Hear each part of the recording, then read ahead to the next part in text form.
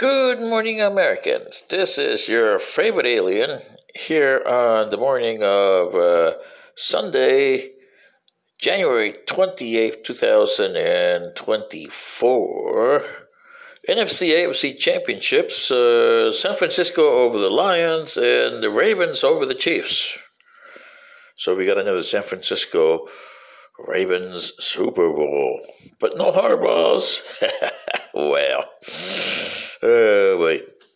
Anyway, today's commentary is on the election this year, the general election. So, the 24 election is the commentary. The 24 election. The 2024 election is going to be kind of a replay of the 1924 election. 100 years apart, but the same kind of problem. Remember, 100 years ago, you had Calvin Coolidge running on his own right after the death of, or a mysterious death, even today it's still called that, of Warren G. Harding on August of 1923. Okay. Now, Calvin Coolidge was like, Kamala Harris. The party, in this case, the Republicans didn't know what to do with him, so they put him in there. Just like the Democrats didn't know what to do with Kamala Harris, so they put her in there in the 20 election. Both 20 elections were kind of similar. And the 20 running people, Warren G. Harding, president, Calvin Coolidge, vice president, were the same as Biden and Kamala Harris. Now, that hasn't come out to fruition yet on the Democratic side, but if something happens to Biden, Kamala Harris is going to be the same as Calvin Coolidge. And the Republicans, they were the extremist leftists 100 years ago. So they're taking the Democratic part, and Democrats were the extremist rightists back then. Okay. In fact, the Republicans were so extremist leftists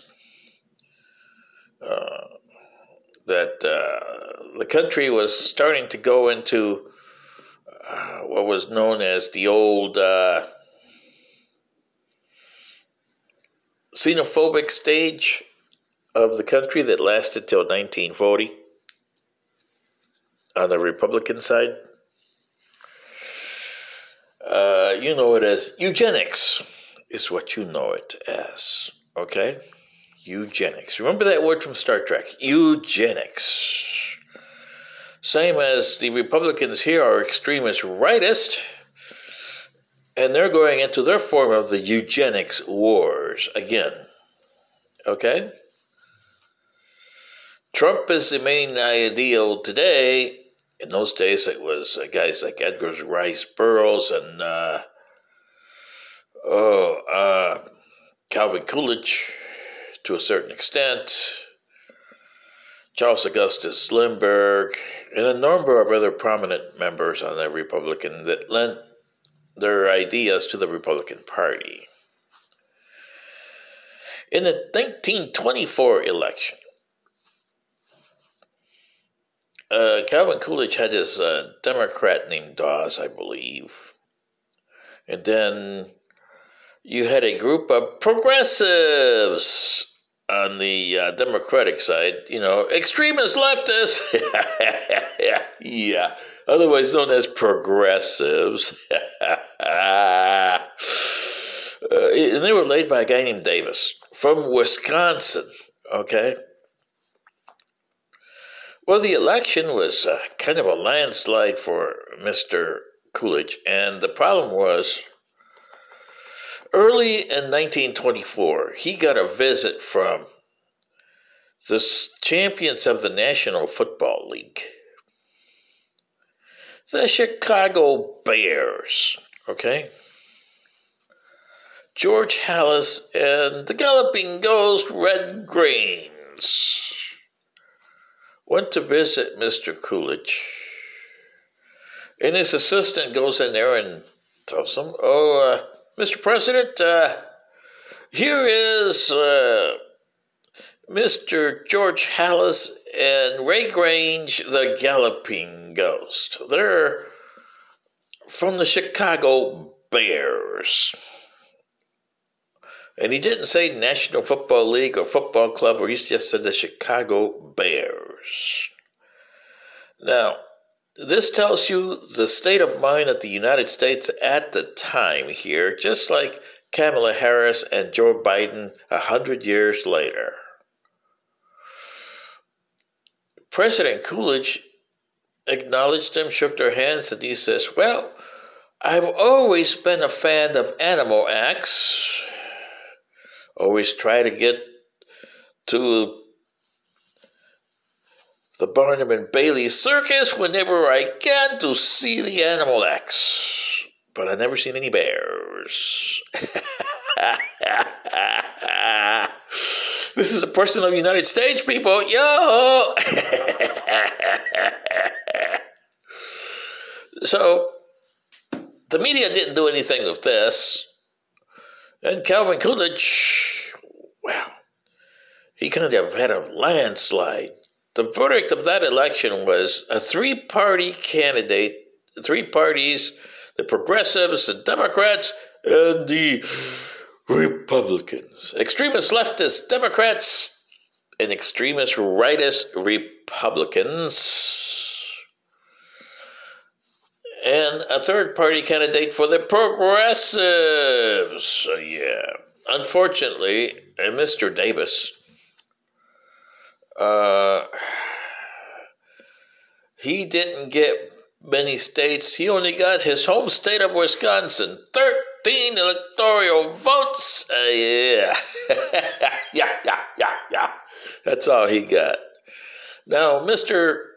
Coolidge, as the Republican, he got 382 votes. And the Democrat, Mr. Dawes, well, how can we say? He got the solid South, which had always, since after the Reconstruction era, been, and the Compromise of 1877 voted solid. And they voted solid for their extremist rightist, extremist leftist Democrats. So you had all the southern states, which was barely, 113, 112 votes. 13 for the progressives in Wisconsin, and at the time, 382 votes for our good old friend Calvin Coolidge, won by default. Yeah. So what do we got today? Well, if we have the Biden versus Trump, with, say, Kennedy as the third party candidate, or Phillips, either one of them, will Kennedy take his home state, which is Massachusetts, I believe, right? Yeah? Okay, so you get one state for him.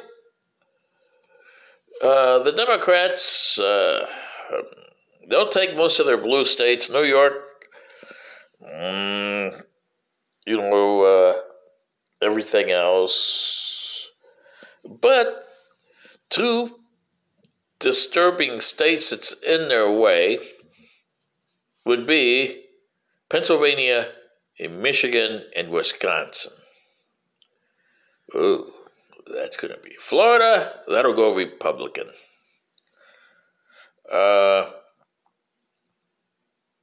Ohio, well, that'll go blue this time, unfortunately. Yeah. California and the West Coast, all blue. Arizona, wow. That should go Republican. Colorado, I would say Democrat this time.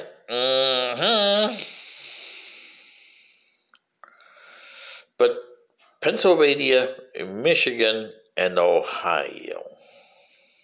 Texas will go Republican. So you got Neanderthal down there. Okay. So you're going to have the same thing. A solid West, a solid East Coast blue, in the middle red,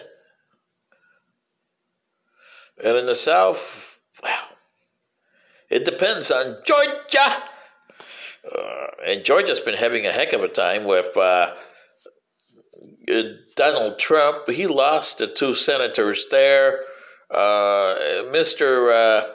Kemp is not exactly a neighbor to support Democratic Trump. If it was a Democratic Haley, yeah, he would throw his support over there. I mean, Republican Trump or Haley. If it was Haley, he would throw his support there. But being that it's Trump running, he will probably just stay off the thing, and because there's a lot more inroads in the blue side in Georgia.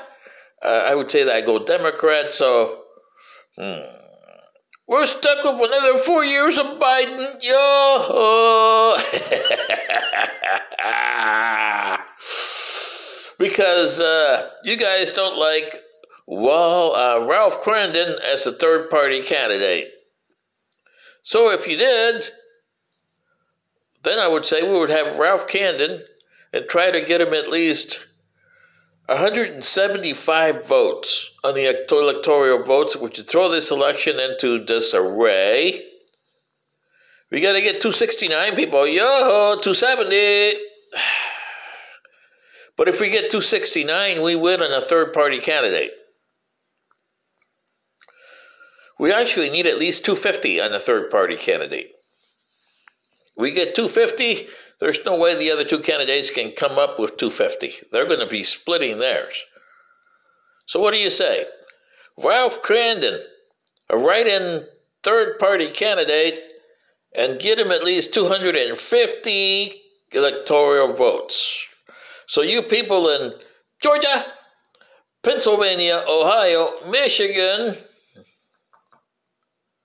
Wisconsin, Massachusetts, yo-ho, throw a vote for Ralph Crandon and forget about your home guy of Robert F. Kennedy Jr. and get us 250 electoral votes. That way you can come up with a candidate to fill the presidency of the United States. And your Constitution is going to hamper us a little bit here because the Republicans, would the extremist rightists vote for Mr. Johnson as the House Speaker next in line? Yo-ho, would they? Question to be answered, huh? Therefore, that's what I'm saying. We need Ralph Crandon to show the 2 parties that we mean business. Otherwise, you have 4 years of Biden, which is worse than 4 years of Donald Trump, but you don't want the chaos of Trump. You want the disaster of Biden, right? Or do you want 4 years of somebody who's center, who doesn't look at things extremist rightist, extremist leftist, centrist, liberal, conservative? He looks at the issues as they're supposed to be, and there's got to be a candidate out there that does that. Nikki Haley doesn't. She's too conservative. This is your favorite alien. Good day.